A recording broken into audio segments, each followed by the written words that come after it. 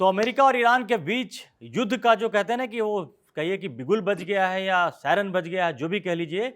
लेकिन अब जो स्थितियां वहां पर है, वहां पर लग रहा है अमेरिका पूरी तरह से मुस्तैद दिख रहा है और हमला करने को तैयार भी।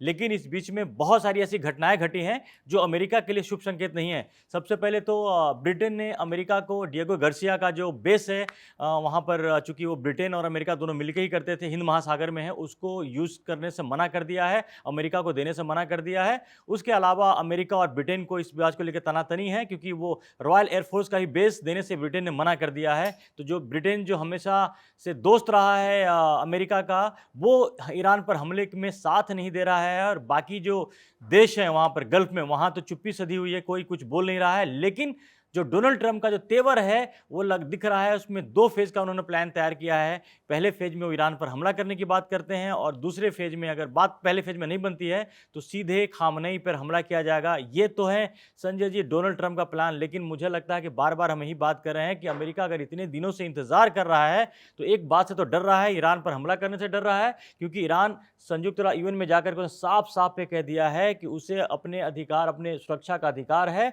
और अमेरिका अगर हमला करता है तो ईरान उसका बिल्कुल जवाब, बहुत करारा जवाब देगा और सही तरीके से जवाब देगा, क्योंकि ईरान कहीं भी किसी भी प्लेटफॉर्म पर झुकने को तैयार नहीं, साफ दिख रहा है। उसका अब तक का स्टैंड बड़ा क्लियर है कि अमेरिका हमला करेगा तो उसका जवाब देगा। और अमेरिका जो है बार बार वो चीज़ों को बदल रहा है, लेकिन अमेरिका को साथ नहीं मिल रहा है, बहुत बड़ी बात है।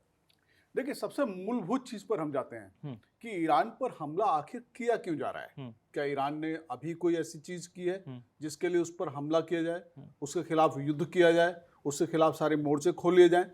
तो आपको पता लगेगा ईरान ने फिलहाल ऐसा कुछ नहीं किया है। न तो उसने कोई परमाणु बम बनाया है, न तो उसने कहीं कोई हमला किया है, न उसकी वजह से फिलहाल कहीं कोई अशांति हुई है। जो कुछ भी हो रहा है उसके पीछे इजराइल है। इजराइल चाहता है, इसलिए ऐसा हो रहा है। इजराइल चाहता है कि ईरान परमाणु बम नहीं बनाए। ईरान उस पर तैयार है कि हम परमाणु बम नहीं बनाएंगे, हथियार नहीं बनाएंगे। इजराइल ये भी चाहता है कि वो मिसाइल बहुत सीमित कर ले, उसका इस्तेमाल ना करे। ये ईरान के लिए एक मुश्किल चीज है। और दूसरे, आखिर कौन, ये बात वही आ गई कि जो ईरान ने संयुक्त राष्ट्र में कहा कि हमको अपनी अगर हमारे ऊपर अटैक होता है तो हमको रक्षा का अधिकार, हम पूरी तरह से अपनी रक्षा करेंगे। तो एक तरह से अगर आप देखिए तो ये जो युद्ध हो रहा है, ये मतलब मुझको लग रहा है कि बिना मतलब का युद्ध हो रहा है कि ईरान कोई है ही नहीं, कहीं जरूरत नहीं, कोई लॉजिक नहीं दिख रहा है। पिछले इतने दिनों से अगर डोनाल्ड ट्रंप ईरान की घेराबंदी अगर करके रखा हुआ उन्होंने, किस लिए, क्या हासिल होने वाला है? अगर ट्रंप ये लॉजिक दें कि ईरान में प्रदर्शन हो रहे थे, वहां बेगुनाह मारे जा रहे थे, हम मानवाधिकार के कारण चीजें कर रहे हैं, तब शायद हो सकता है उनको विश्व का जनमत मिले। लेकिन वो ये बात नहीं कर रहे हैं और ये बात वो भूल चुके हैं। एक महीने पहले जब ईरान में प्रदर्शन हो रहे थे, हजारों लोगों के मारे जाने की खबर थी, तब ट्रंप ने कहा था कि आप लोग चिंता मत करिए प्रदर्शनकारियों से, तब तो उन्होंने किसी कुछ नहीं हाल चाल लिया, हम आपके साथ हैं। लेकिन उसके बाद इस बात को भूल गए। इसके बाद वो वही कर रहे हैं जो इजराइल चाहता है। और अगर इसको देखा जाए तो ईरान ने फिलहाल ऐसा कुछ नहीं किया है। अगर अमेरिका, न तो उसने कोई अमेरिका के ऊपर लाठी चला दी है, न फिलहाल इजराइल के ऊपर कोई लाठी चला दी है।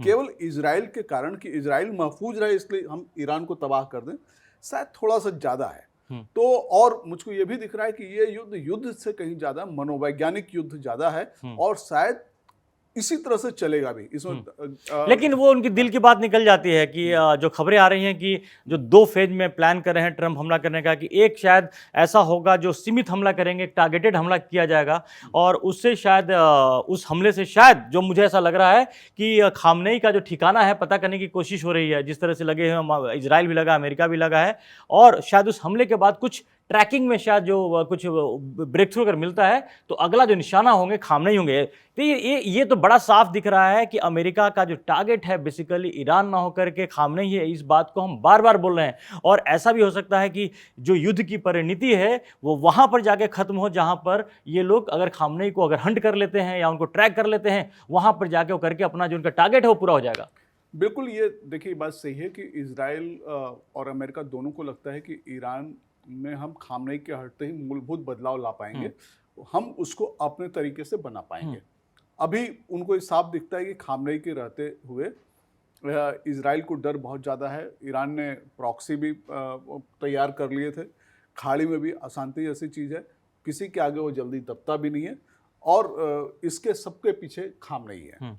नंबर एक चीज। लेकिन जो खबरें आ रही हैं, रिपोर्ट्स आ रही हैं, ट्रंप के खुद के सलाहकारों ने उनसे ये उनको आगाह किया है लगभग कि आप इस युद्ध में अगर फंसेंगे तो लंबा फंसेंगे, इसके नतीजे अच्छे नहीं होंगे। इसमें अमेरिका को बहुत भारी नुकसान होगा, भारी नुकसान होगा और इसमें बहुत जटिलताएं और पैदा होने वाली सिर्फ हैं। अमेरिका का नुकसान नहीं होना है, अमेरिका के जितने साझीदार साथी देश जो गल्फ में हैं, जिनके दम पर अमेरिका का जो वहाँ फुटप्रिंट है गल्फ कंट्रीज में, सऊदी अरबिया, यूएई, कुवैत या आप कतर, किसी का भी नाम ले लीजिए, जितने भी कंट्रीज हैं, और अमेरिका की एक पॉलिसी, लॉन्ग टर्म पॉलिसी रही है कि वहाँ पर मिडिल ईस्ट में अपने पांव जमाने के लिए इन सब देशों की मदद करता रहा है, सुरक्षा देने की बात करता रहा है। लेकिन ईरान पर अगर हमला होता है और उसके बाद जो रिजल्ट अगर आएगा, ये सारी परिस्थितियां बदल जाएंगी। और इसीलिए देखिए, आप खाड़ी देश के जो अमेरिका के सहयोगी हैं, इनमें से कोई भी देश ये नहीं चाहता है कि वहां पर युद्ध जैसी कोई चीज हो।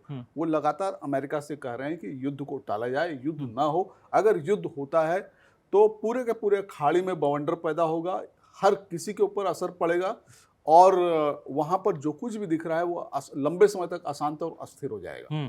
और ये लेकिन खाड़ी के अलावा जो एक और आग लगी है, इसका कनेक्शन यूरोप से भी है। यूरोप के जितने भी देश हैं, एक तो पहले भी ट्रंप के टैरिफ की वजह से यूरोपियन यूनियन काफ़ी नाराज चल रहा था। अब जो सबसे ज़्यादा और सबसे कहते हैं सबसे करीबी सहयोगी ब्रिटेन ने मना कर दिया है कि अगर ईरान के खिलाफ अगर जो उसके अगर RAF का बेस इस्तेमाल नहीं कर सकता, डिएगो गार्सिया में जो हिंद महासागर में बेस है जो कि ब्रिटेन और अमेरिका दोनों यूज़ करते हैं, उसको देने से मना कर दिया, यूज करने से मना कर दिया। ये क्या संकेत है? क्योंकि अगर ब्रिटेन अगर अमेरिका का साथ नहीं दे रहा अगर ईरान पर हमला करने के लिए, तो ये तो कहीं ना कहीं से संकेत ऐसे हैं कि सारे जो आपके दोस्ती आपसे नाराज है इस बात को फैसले पर कुछ नहीं है। कहीं ना कहीं यूरोपीय यूनियन ये मान रहा है कि अमेरिका ये सब जो कुछ भी कर रहा है वो इजराइल के कहने पे कर रहा है। इजराइल उसका इतना प्यारा जो भी है कि उसकी कोई भी बात वो इनकार कर ही नहीं पाता, और ऐसा भी लग रहा है कि अमेरिका इन सारी कार्रवाइयों को करने के लिए न जाने क्यों इजराइल के साथ दबाव में है।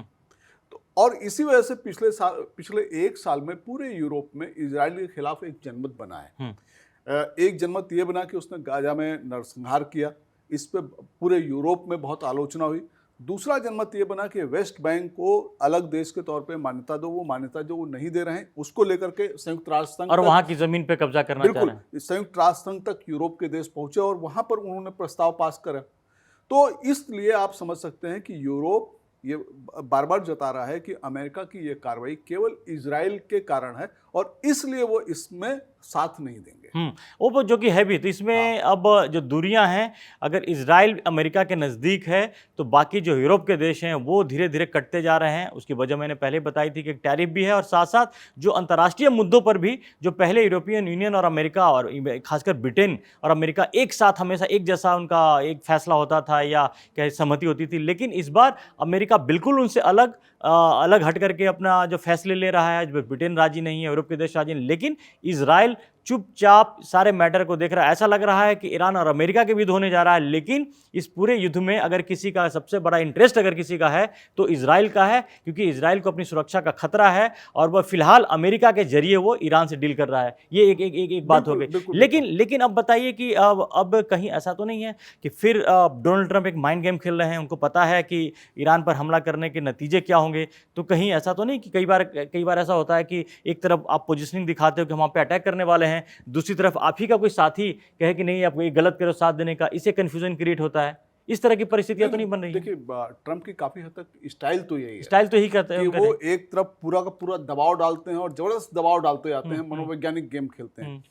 दूसरी तरफ इस दबाव के बाद वो समझौते की बात भी करते हैं कि आप टेबल पर आइए, हमारी बात मानिए। मतलब वो बिल्कुल देखिए किसी व्यापारी की तरह ही इसको डील करते हैं कि आप अगर नहीं मानोगे तो आपका ये नुकसान होगा, ये नुकसान होगा, ये नुकसान होगा, पूरी धमकी देंगे और ये कोशिश करेंगे कि अब आदमी टेबल तक आ जाए, उनकी बात मान ले। टेबल तक तो आ भी गया, दो राउंड के बाद भी हो गई, लेकिन तब भी बात नहीं बनी है। और ईरान शायद पूरे मैटर को बहुत अच्छी तरीके से समझ रहा है और अपने कार्ड बड़े ही तरीके से खेल रहा है, जिससे अमेरिका परेशान है। अमेरिका को न पीछे हटते बन रहा है न आगे बनते हुए जा रहा है। लेकिन फिलहाल जो एक सच ये भी है कि अमेरिका उस पोजीशन पे वहां पे खड़ा है जहां पर वो सीधे ईरान पर हमला कर सकता है। उसके तमाम युद्धपोत और जितने फाइटर जेट्स और मिसाइल्स बिल्कुल पोजीशन पे हैं कि वो जब चाहे वो उस पर अटैक कर सकता है। और जैसे कि खबर पहले से आ रही थी कि वीकेंड में अमेरिका हमला कर सकता है, कि हालांकि अभी ट्रंप इधर उधर की बातें कर रहे हैं, इस पर सीधी बात नहीं कर रहे हैं, 10 दिन की मोहलत देने की बात करते हैं। लेकिन याद कीजिए पिछली बार भी जब ईरान पर जब बम्बार्डिंग हुई थी, जब उसके परमाणु ठिकाने पे, तब भी उन्होंने